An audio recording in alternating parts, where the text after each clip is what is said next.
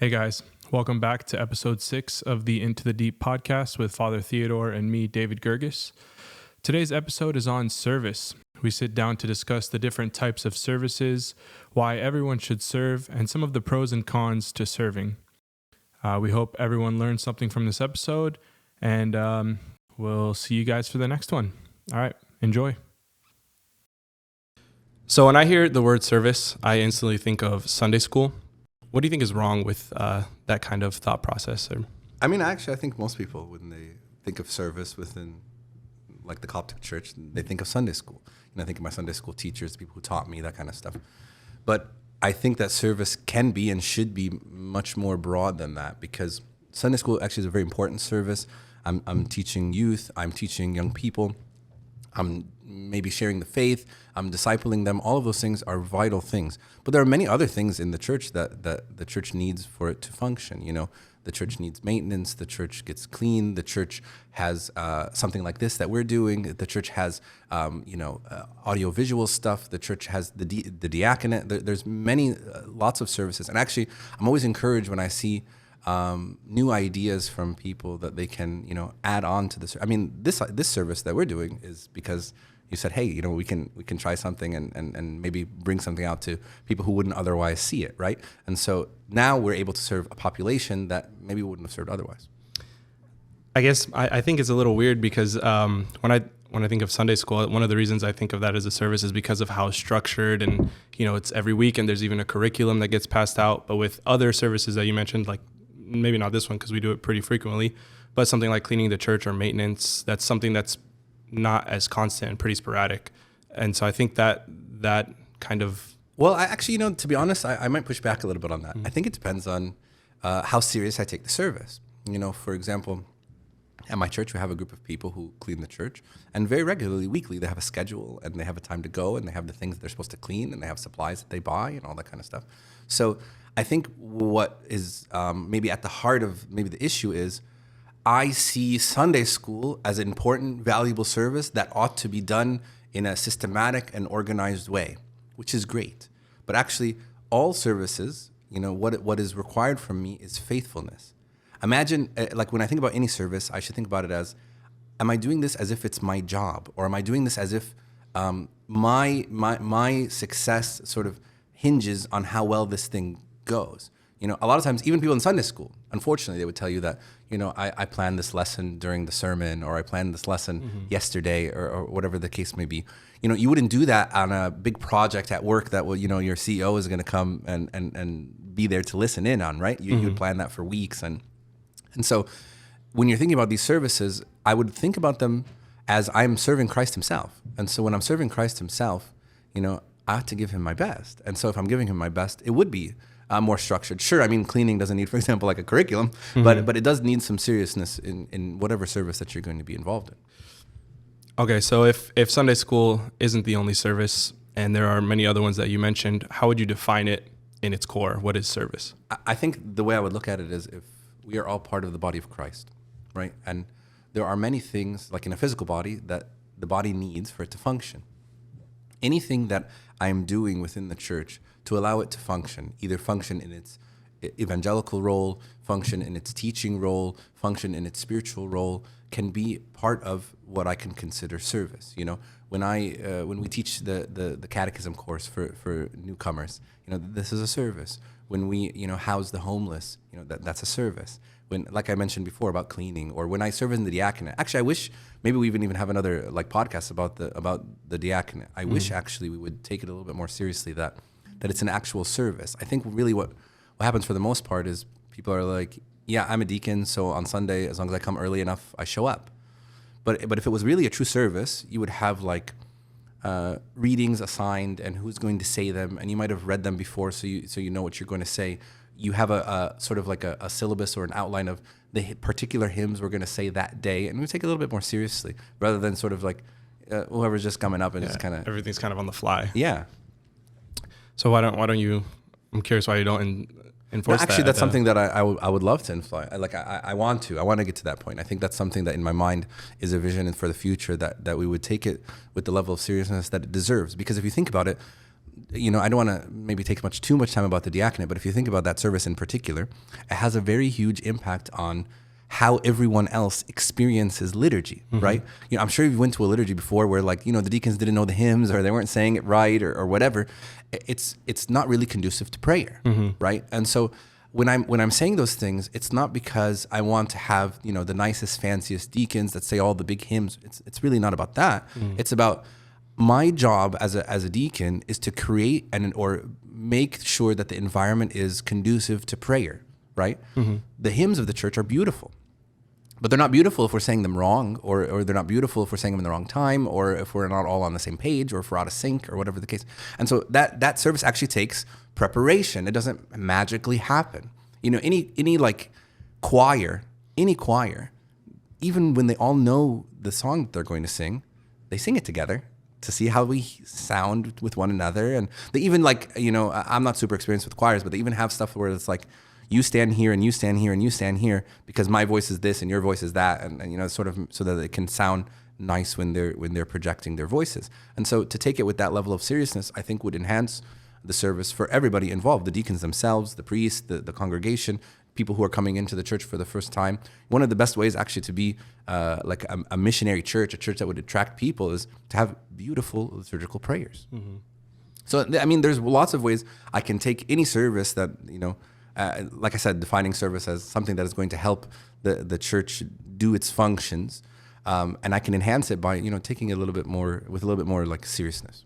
So you mentioned preparation as kind of something that is required for certain services. Do you think all services require preparation? And if not, does that mean that some services are more important than others? I know they're all equally as important in the main objective of serving, Christ, but are some... I would assume Sunday school is probably a pretty important one. I guess, they're all important. If you think about it, for example, yesterday it was super icy, right? There's a bunch of people at church. They spent a couple of hours cleaning off all the ice and removing it so that people could walk. To me, that's absolutely critical, right? If people didn't do it, we couldn't go to church.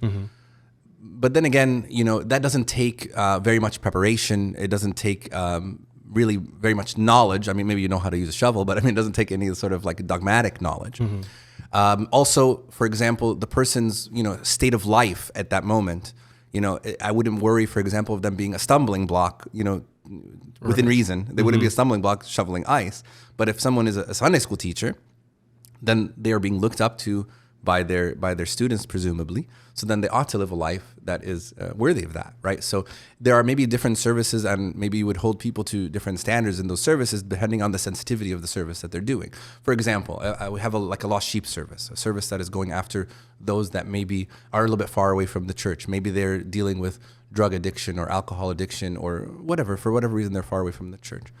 The type of people that I would choose in that sort of role would be people who are gifted that they are compassionate. Maybe they are gifted in the sense that they have experienced those things and have overcome them by the grace of God. So maybe they kind of know where the person's been. And also very strong in their faith so that you wouldn't have them bring that person that's a lost sheep wouldn't drag them down, right? So I wouldn't bring, for example, a pre-servant kid and take them go find the lost sheep, because you might find them after weeks or months being affected negatively by the lost sheep that they were intending to serve. So I think different services have different roles, different needs, different criteria of who would be successful in those services. But I would like to shy away from, well, this is more important than that. They all are serving an important function. Should everyone serve? I think we actually have a biblical mandate to serve. I think that our Lord Jesus Christ, he's the one, he said, he's the Son of Man came not to be served, but to serve and give his life as a ransom for many. And so if our goal in life is to unite with Christ and to become more Christ-like, he lived a life of service, right? And so we ought to live a life of service as well. You don't think that's a little far-fetched, I guess, in a way? Because I know we strive to be like Christ, but yeah. None of us will ever get to that point. I know that doesn't mean we shouldn't try, but is it realistic to truly live a life of service? I think that the important thing, if I look at it from the standpoint of, I can't do what Christ did. He gave up his whole life for service. His whole life was service. And maybe when I think about it from the place I am at my life currently, that seems unfathomable. There's no way I can do that. I would say, like, let me take a small step. What small thing can I do? What service, even if I can't commit to a regular service, many times actually, like on the church groups, I'll message and I'll say, like, actually just the other day, I was looking for somebody there was a needy family, and I was trying to get them some help and whatever. And so, like, I can serve, even if they're in frequent ways. I can begin in that way and sort of dip my toes into service, learn about service, see the blessings that come from service, and then be encouraged. If I look at it like the mountain that you described, of course, no one's going to serve. Say, well, if I can't be like Christ, I might as well not serve. I don't think anybody's going to serve. Do you think that people have a misconception of service that, like, it should be easy, or I should only do what I'm good at, or Yes. some people probably don't want to do certain services because they feel they're not equipped to, or they just don't like it? Absolutely. Actually, I think all of those things. I think that a lot of times we serve because of maybe like, oh, my group of friends are in this service, so I want to serve too. Or I like these servants, so I'll serve with them. Or I like Abuna, so I'll serve with him. Or we serve because I like these kids, so I want to stay with them. And then even you have, like, when it comes to Sunday school, they'll say, like, well, I want to move up with my kids because those are people that I serve. Or maybe they'll say, like, I like this particular service because I'm good at it. All those things are okay, but not ideal. What I mean by that is, it's great if you like the people you serve with. It's great if you like the priest that you serve with. It's great if you feel like the service that you're doing matches your talents. But I don't think that should be my only driver, my only motivating factor. And I think many, many times that's what it ends up being. So if the service becomes difficult, if I have an issue within the service, if I have a problem with either a fellow servant or a coordinator or the priest or the people I'm serving, then all of a sudden you say, well, this service isn't for me. And that's when you find people like dipping in and out of service, deciding to serve and then quitting and that sort of thing, because they're looking for their comfort, or maybe, God forbid, they're looking for prestige. Like, I'm a servant, and to be looked at as a servant would mean, I have some level of holiness or righteousness just by virtue of the fact of my position. And that's not the way that we should, in an ideal world, approach service. Service is really for the sake of others, right? It's not for the sake of myself or my vainglory or whatever the case may be.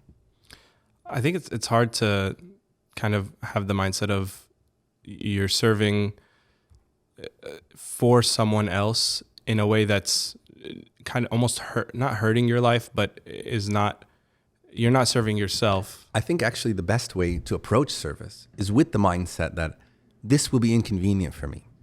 This will not be like, this will not make my life easier. It'll make my life harder in some ways. I would never want to overburden any servants. Okay, there's limits. And I think that's the role of, the coordinators and the priests, to make sure that they are with wisdom, not being overbearing towards anybody.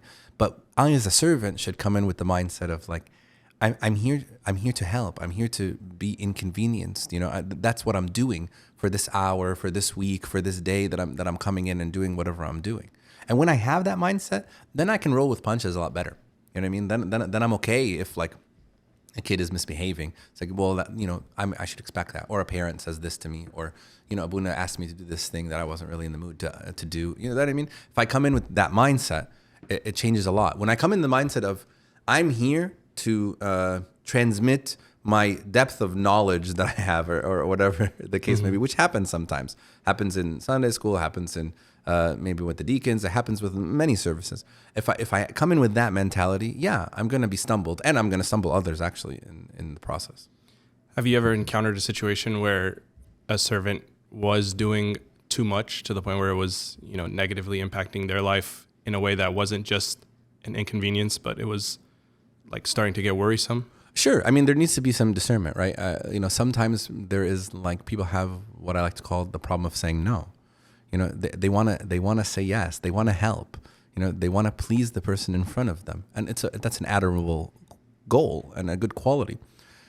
But actually, it ends up backfiring both for the person who says yes and for the person that's asking, because when the person gets burnt out, many times what happens is they sort of drop everything at the same time, because they're like, I'm fed up. I've had it up to here. I can't do anymore. And so I think that's incumbent on two people. I think it's important for that person to sort of be aware of themselves. I think it's important for them to, have that discussion with their spiritual father. But I think it's important also for the coordinators and the leaders of the church to sort of have an eye out for that sort of thing. You see someone who maybe looks like, yeah, you know what, they've kind of had more than their fair share, or they look like they may need a break, and What about the case of like multiple services? So like maybe I'm in a Sunday school class serving, and it doesn't look like I'm doing too much because I'm just there for my allotted time. Sure. But then someone else asks me to do another service and I say yes. And then someone else needs help, with setting up this thing, and I say yes. And it's getting to the point where, maybe they can't say no. How would you? Well, that's my point. Like, I think that I have to, if I end up in that position, I need to find a way out of that, whether it be, speak to my spiritual father or speak to the people who I said yes to. I need to apologize and said, I've overcommitted, because you're going to end up being detrimental to yourself. I think what's interesting, or what is maybe a little bit more difficult to discern, is how do I know if I am being too lenient on myself, and saying, well, like, oh, this is too much for me. I have too much between work and school and my, my family and everything. I can't serve. Mm-hmm. And where it's like truly where actually there is no more time or energy to serve, and therefore I shouldn't. And I think that's where having objective advice from my spiritual father can be very helpful. I think that kind of not contradicts, but there's like a problem with, if we establish that service shouldn't be easy, and sometimes you won't be doing things that you enjoy. Sure. I'm much less likely to push myself or really look at it from like an objective, like, do I have time or do I just not enjoy this thing? So I'm gonna say that's why that's the importance of having sort of guides with me, right? For me, my heart can deceive me. If it's something I don't like, all of a sudden I don't have time for it. And then, if how many times have you, even yourself, even outside of service, somebody, asks you, hey, can you come do this? Or you want to come out into this thing, and you don't really want to. So then I have a million excuses and reasons why I got something better to do. Mm-hmm. But then, maybe when your good friends, tell you to do something or ask you to do something, all of a sudden I clear my calendar and I can make it, right? Because I want to. And so there is a level of being honest with myself, and even more so, taking the advice of my spiritual guide. I actually really would encourage people, before they say yes to a service, to say, like, the best phrase to say is like, let me ask my father confession and I'll get back to you. Because actually, even for those like people pleasers who really want to say yes, it gives you an out that is not a no. People are afraid to say no. Mm-hmm. And say, well, I'm not saying no to you. I just want to make sure. I want to check with my spiritual father. And then that gives you time to think. It gives you time to, it's not a lie. I genuinely, I'm going to go to my spiritual father and say, they suggested X, Y, Z, what do you think? And it gives me a little bit of time to think about it. Actually, I would even suggest that, even if my spiritual father is the father of my church, I could say, you know what, when we sit in confession, can we talk about this? And then that gives me an opportunity to sort of like take a little bit of time, and then we can talk about it, we can discuss it. That way you don't feel on the spot, like, okay, they need this thing and it's sort of mission critical and he wants me to say yes and I don't know how to say no, so I'm going to say yes. That was what I was going to say. What if you're a father of confession? I mean, sure. I don't know how typical it is for you to discuss service with your father of confession, but sure. I'm assuming if your father of confession is not at the church that you're serving at, there's no visibility there. And if you're a person who doesn't see it as an issue, probably won't bring it up, because you're doing something good. Yeah. Well, I mean, there's a couple of things here. Yeah, I agree with you. Like if my father of confession is not at the church that I serve at, maybe it wouldn't occur to me to speak to him about those things. That's why sort of my guidance here is saying like, hey, actually, that is something you should talk about. In general, I should get into the practice of my major decisions in my life should be with the guidance of God and with my spiritual father, so that I can be sort of more assured that I'm doing things in line with God's will and according to my abilities and the grace that God has given me, rather than sort of kind of flying solo. I do agree that there are maybe some like benefits and pros and cons, about having the priest that I confess to be the same priest who is at my church or that I serve under. The pros of that is that person knows you really well. They know your ins and outs. They know the things that are really good for you. They know the things that are beneficial for you. Someone who serves with you knows you pretty well because they see you pretty often. Someone who confesses with you, maybe they won't know you as well unless you maybe confess with them for a long time. So there are some good and bad things about it. On the other hand, if someone is confessing to someone who is not from your church, you could be with 100% certainty know that they're not giving you an answer based on a personal need. Right. Like, oh, I really need this service, so I'm going to push you to serve. Although I think for the most part, the priests have the discernment themselves to sort of, they would never ask for a service for you to your detriment, or at least they shouldn't, right? So, I mean, that would be the expectation. What are some, I know we discussed not the cons of serving, but like the struggles of serving, and how you might not always like it, and it is an inconvenience at times. Sure. What are some of the benefits to serving now? So many things, actually. When you think about services that are like teaching services, many people, most people who do those things, they end up saying, I've learned so much. I learned so much because I had to prepare my lessons. I had to review things that I thought I knew, but I didn't quite know as well as I thought I did. For example, in hymns, right? I may think I know how to say a hymn that if everybody's saying it alongside me, I could say it. But when I'm teaching a hymn, it's a whole different thing, right? I need to know it perfectly, right? So I review it and I become better and stronger at it, okay? I get the blessing, of course, the blessings of God for doing good works, blessings, rewards in heaven and earthly rewards.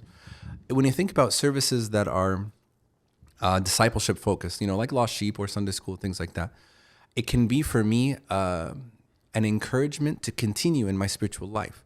Many times people will say, I just talked to my kids about, confessing, and I haven't confessed in a month. I really want to make sure that I'm on it so that I can stand in front of them with a straight face and say, confession is important. Or, for example, when I'm, with my friends on a Friday night, and I'm nowhere near Sunday school, but I think to myself, what would my kids think if they saw me here right now acting the way I am? Would that be something they would be proud of? Would that be something that I want them to emulate? A lot of times people say, like, when they have biological kids, they say like my children were a mirror for me to see my shortcomings, the things that I've done wrong. And I think to a similar extent, that can be the same with my spiritual children. The people that God has put under my authority, or under my like in Sunday school or whatever the case may be. That's kind of a big ask, though. 'Cause, Absolutely. I mean, if someone like me, I always said I would never do a teaching. I said I would actually never serve previous to this, but I for sure wouldn't, do a teaching service where there's, Because you don't want the responsibility of like someone to look up to me. that, but also I know that maybe if I would have trouble teaching what I don't practice, but not only that is, if I'm not practicing it, is because I'm not 100% convinced of it. So how can I teach something that I'm not fully convinced on? And it might be my own lack of understanding, but even then it's... I agree, but I guess my point would be, even if I'm not serving, I ought to work on those things. Even if for the time I'm working on those things outside of service, that's fine. But if I see those things in my life, if I say to myself, I can't serve because 1, 2, 3, 4, it's not just that I can't serve. I should also think to myself, but those should be improved in my life regardless whether I serve or not. What I was saying before is, when I serve, that can be an encouragement for me to continue in the spiritual life. But let's say, for example, you're saying, I can't serve because I don't do those things. The answer shouldn't be, and therefore I will not serve. The answer should be, and therefore I ought to work on those things so that by the grace of God, I can become worthy of service. But that assumes that, if you follow that logic, that when you do start to serve, you're assuming that you're perfect or almost perfect. No, I'm not assuming that we're perfect and almost perfect. Actually, one of the things that I tell people is, like, I give sermons every week, right? If I'm giving a sermon on only the things that I've perfected, it'd be a pretty quiet and pretty short Sunday, Mm-hmm. Like there are lots of things that I need to work on, and I continue to work on. But what I ought to be doing, if I'm going to be a faithful servant, is to be faithfully working on those things regularly. That's what makes me a faithful servant. Not necessarily sort of, definitely not being perfect, but living a life of repentance and continually striving towards the goals. When I talk to my kids about prayer in Sunday school, maybe I miss a prayer, but I go and I confess about my lack of diligence in my canon, and I try to fix it, and I try to do things to correct that, and I work on it, and I try to become more disciplined. So I'm working on those things, even though I'm not maybe perfect at them. We're focusing a lot about like teaching ministries, and I think that one of the things in teaching ministries I should know is when I'm teaching something, the lesson first is for me. And so when I give a lesson about fasting, or I give a lesson about confession or repentance or love or patience or jealousy or whatever the case may be. The lesson is for me first. I have not perfected probably any of those things.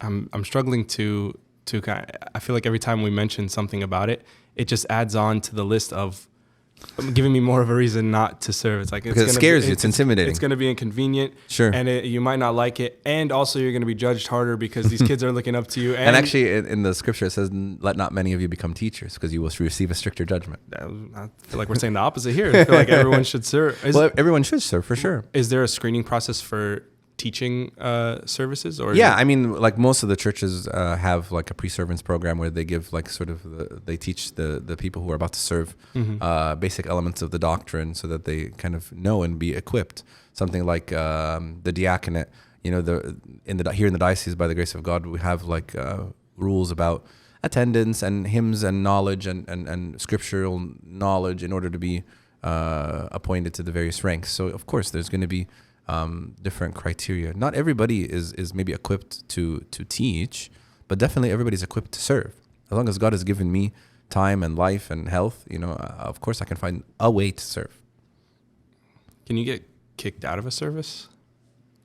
Sure. I mean, yeah. I mean, I don't think that that's something that people would probably, as speaking personally, I don't think that's something that I would go to sort of right away, but sure.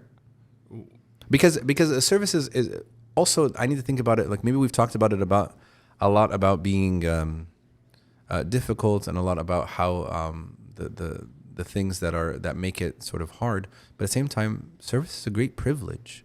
Not everybody, you know. Actually, in the liturgy of Saint Gregory, we prayed just a couple of days ago. It says, "And we who have been called by your grace into this service, while unworthy, accept us to yourself." And so, like, the priest is saying, it's a grace that God has given, that He's allowed me to serve, even though I'm not worthy of it, because now I get to be like part of the work that God is doing. I mean, like if you think about it, like God's goal, like if God's goal is to bring people to the kingdom, and He doesn't need me to do it, He can do it without me. Mm-hmm. But He says, you know what? I want to include you. I want to include you, and I'm going to include you in the work. Why? So I can also include you in the glory. You know, but He doesn't need to. And actually, that's a very humbling thing. Like God doesn't need me to serve. I actually need Him. You know, actually, it says also in the liturgy of Saint Gregory. I love this liturgy of Saint Gregory. It says, "I had no need of you. Like you had no need of my servitude, but actually, I needed your lordship. So, like, you didn't need my service. I actually needed your sort of authority." I guess from an individual standpoint, that might be true. But if everyone had that same mindset, wouldn't the church just fall apart? If everyone was like, "Oh, we're unworthy of service," so you know, sure, there would be no service. I mean, technically, yes. But what I'm saying is God would not allow that. God would, by whatever means necessary. And actually, I've seen that sort of many times where it would look like, you know, there's no way past this thing, or there's this issue that cannot be solved, or whatever. And actually, God resolves it because God's going to serve His people. And the question is, am I going to be a partaker in that service and partake in that blessing and partake in that glory? Yes or no? You know, the church is going to get cleaned whether you go and clean it or not. Mm-hmm. You know, the kids are going to get taught whether you teach them or not. The question is, am I going to partake in that to receive a heavenly reward, to receive earthly blessing, to receive the glory that comes with, you know, ushering people into the kingdom of heaven? Something weird that I noticed, so I've never served before ever. Growing up, it wasn't really. We had a very small church, and there's probably like 6 youth, and you know that'd be all the reason that you would find like anything to do. No, but I was the youth. I was. You were the people being served. I was people being served. Yeah. So like that's just kind of how we grew up. And when I you know came to Nashville, I was a lot older, obviously, but I had been away from the church for a while, and all my friends here were like, "Oh yeah, we all serve. I do this grade Sunday school. Oh, I do this service," and yeah. I thought it was so weird that, you know, I jumped from the one being served in like a very small community, and then I end up here where people my age and younger are serving, you know, the next generations. So service as a concept is kind of new to me. Sure. And I don't know if this is just my personal experience on what I've learned since we started this service. Yeah. Is that it feels really good to have a sense of purpose. Like, right. It made me very excited to go to church on Sundays, and like I wanted to really pay attention to prayer so that I could learn more, so that I could, you know, discuss these topics, and like overall it's been a huge benefit. And I'm wondering, I'm sure a lot of people have a similar experience, but I don't know what I'm trying to ask, but I don't think that's specific to just this service or just me. It's not. And I'm actually really glad that you brought that up, because what you're saying is what I was describing, but it's better to hear it from someone who's actually done it and experienced it, like there was things that you gained from this service that probably, even if I came to you in the beginning and said, here's the service we're going to do, you wouldn't have thought to yourself, and here's what I'm going to gain. And you gain those things. But at the same, and the flip side of that, some of this is pretty hard work. There's a lot of editing involved. There's a lot of work that comes into doing, a good job and producing something nice and all that kind of stuff. Mm-hmm. So it's not necessarily easy, but at the same time, you feel God's hand with you. You feel a blessing when you do it. You learn. It helps you actually in other facets of your spiritual life that you would have never even imagined were related. Yeah, 100%. Yeah. Something we talked about earlier, kind of before we started, that we were prepping for this service podcast, was what your motivation should be to serve. Yeah. And I thought it was so interesting because I'd never thought of it, and I don't know that it's common knowledge or something that's talked about very much. I might be wrong, but you said you should serve because you love Christ. Like that should be your sole purpose for service. And if you're serving without that kind of driving force, it doesn't really mean anything. Nothing else is gonna be a lasting thing, and nothing else is going to sort of have the effect that it ought to. Because if I'm serving for any other reason, all those other reasons can eventually fail me. So I'm serving because I love these children, okay? And then I get a child that's not very lovable. All of a sudden, I don't want to serve, right? I serve because I see that it's a huge church, and I feel important having to give a Bible study to 60 kids. Then all of a sudden, when I get moved to a smaller church, like you were mentioning your church, and I'm giving a Bible study to 2 kids, I'm not interested anymore. Mm-hmm. So any reason that I have that's outside of the love of Christ is not going to be a forever reason, an eternal reason, right? There's going to be a place in which it will break. And so like the best way to think about it is when I am recognizing really what God has done for me and all the things that he's given me and the ways that he has served me while I'm myself and unworthy, my response is I want to do that too. I want to put it in modern terms, I want to pay it forward, right? I've been given this thing from Christ, and therefore now I want to give it to somebody else. A lot of people describe service as, in the Psalm it says that you fill my cup and it runs over. Mm-hmm. And so the concept that my cup now, God filled it. It's so full that it's running over. And what I want to do is use that overrun to fill other cups. You know what I mean? That's sort of the concept. So you think that the love for Christ is a better driver than the fear of anything else? Definitely, yeah. And in general, fear is not good a motivator in my spiritual life. It can be maybe sometimes a beginning, right? Sometimes people out of fear of retribution or out of fear for the commandments. For example, they know to keep the Sabbath holy. Therefore, they may drag themselves to church although they do not want to. It can be a beginning. But it ought to produce eventually fruits of love, or else it will not be able to be sustained.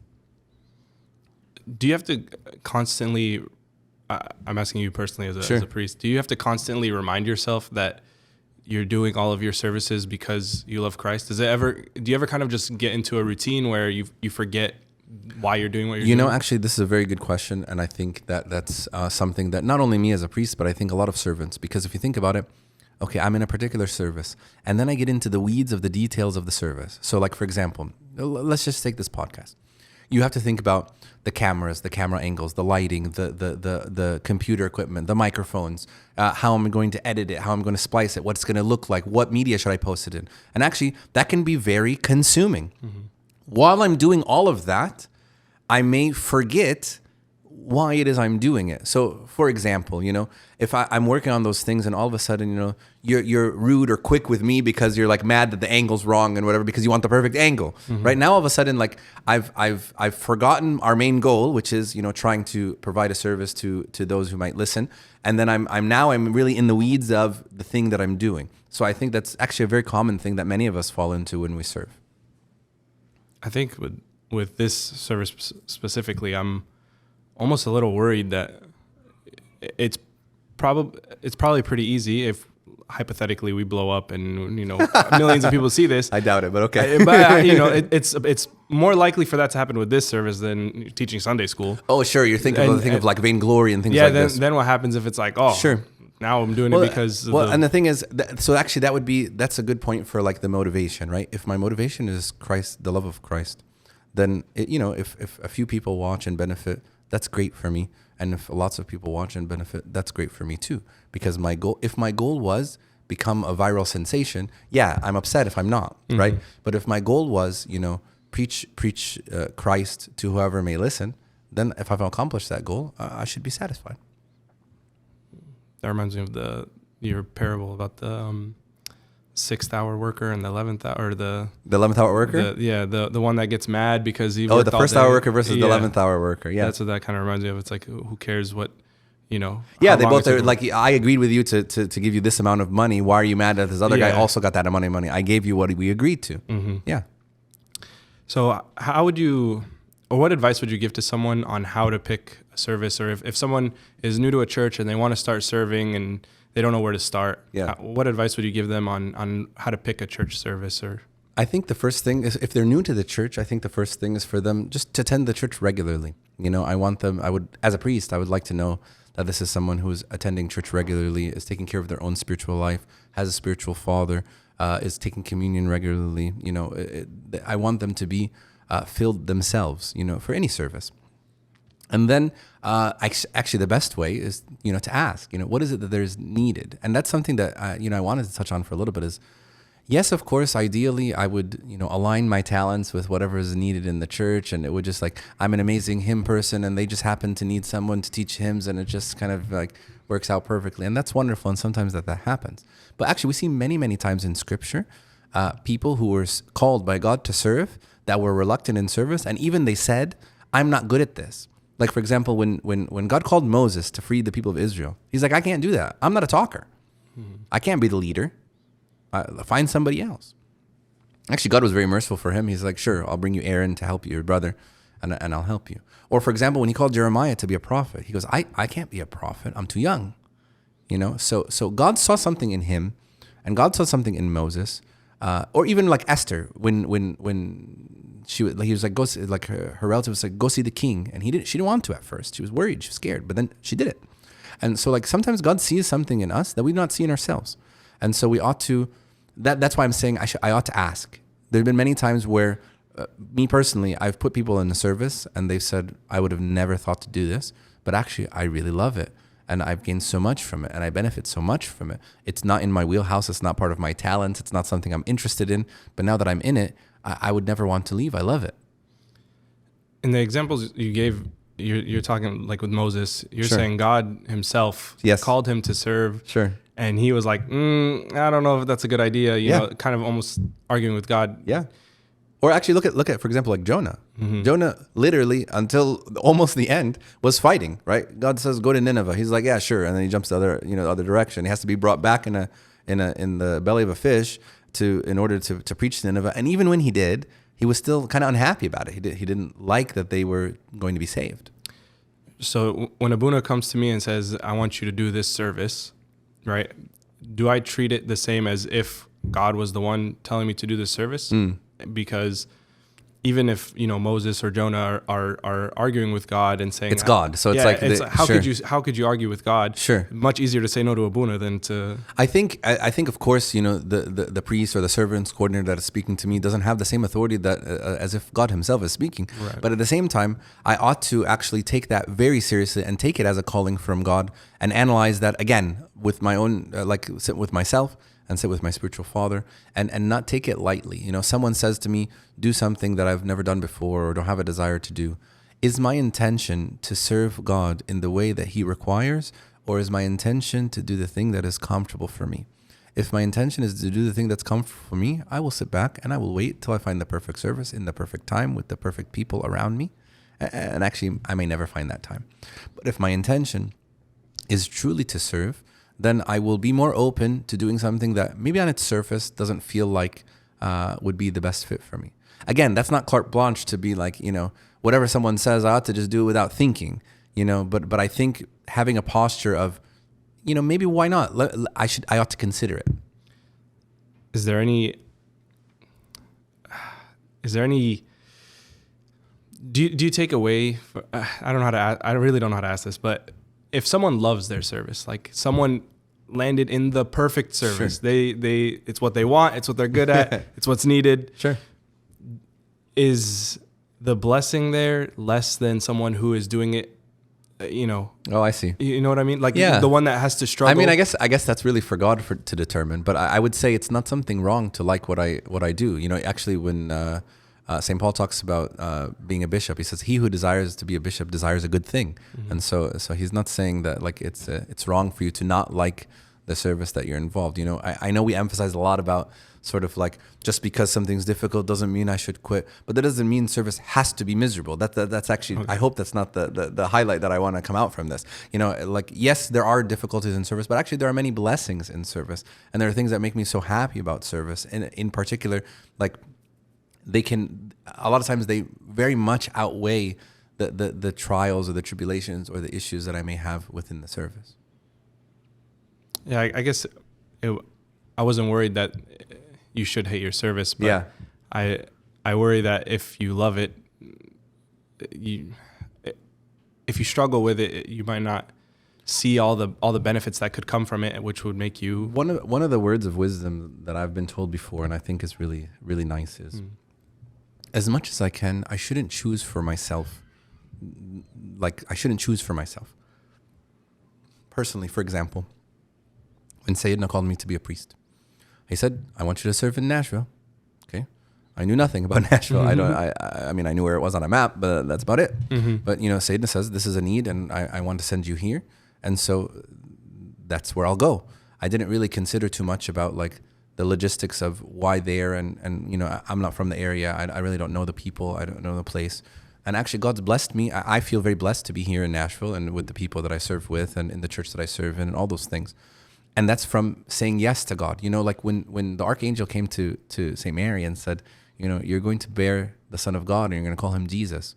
I am sure in her mind, she's like, there are many questions, that she would have. Mm-hmm. But she actually only asked one. She said, how could this be since I don't know man? But she didn't really ask a million other questions that she probably could have asked. Mm-hmm. Her posture was, yes, behold the maidservant of the Lord, let it be according to your will. So if I can give any advice, it would be to have a posture of like, be a willingness of saying yes, to God and to service, so that I can be used as a tool in his hand. Otherwise, if I determine for myself, then I'm the one who has to, like, you made your bed, sleep in it or lie in it. So it's like, if God is the one who puts me in something, Scripture says, if God began a good work in you, he is faithful to complete it. And so if God is the one who puts me in this position, then I can call upon him and I can say, hey, you put me in this, help me. But if I choose for myself, it's almost as if I'm saying, God, well, I put myself here, so I guess I have to get myself out of it. Mm-hmm. I think that's all I had. Yeah, I mean, I just ask if there's anything else that you wanted to touch on. I don't think so. You don't think so? Okay. Well, I think that wraps up our discussion about service. We'll see you guys in the next episode.